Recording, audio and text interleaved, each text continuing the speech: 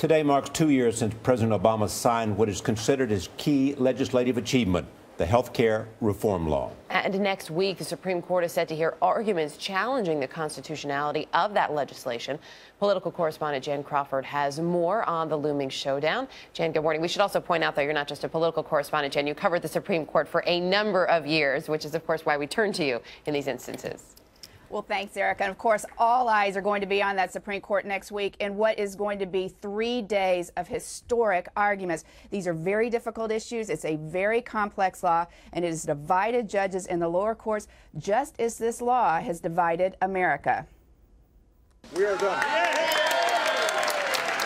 Recognizing his political future and legacy could well depend on the Supreme Court, the president is marking the anniversary of his landmark health care law by releasing emotional web videos arguing his signature achievement is a success. Right now, you have choices about who's going to fight for you. Are we going to roll back health care that promises you having more security? When it passed, Vice President Biden was positively euphoric. But that's not how critics and most Americans view Obama's health care legislation. It remains a political lightning rod.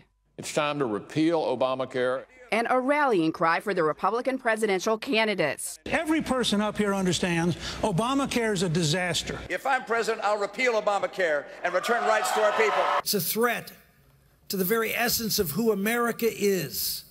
It's also a law a majority of Americans have never supported. In a new Washington Post poll, 52% oppose the law, 41% approve, and 67% think the Supreme Court should either strike it down completely or at least repeal the part that requires them to buy insurance or pay a penalty.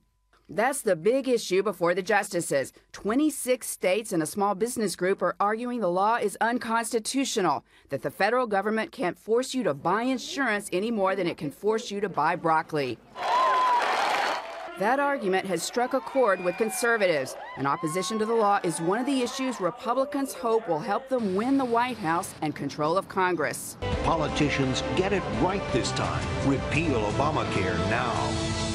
And critics continue to rally the opposition. More than $262 million have been spent on health care issue ads since the bill became law, with negative ads outspending positive 3-to-1. Despite all that, Democrats are confident of their chances in the court. We knew what we were doing when we passed this bill. It is ironclad constitutionally.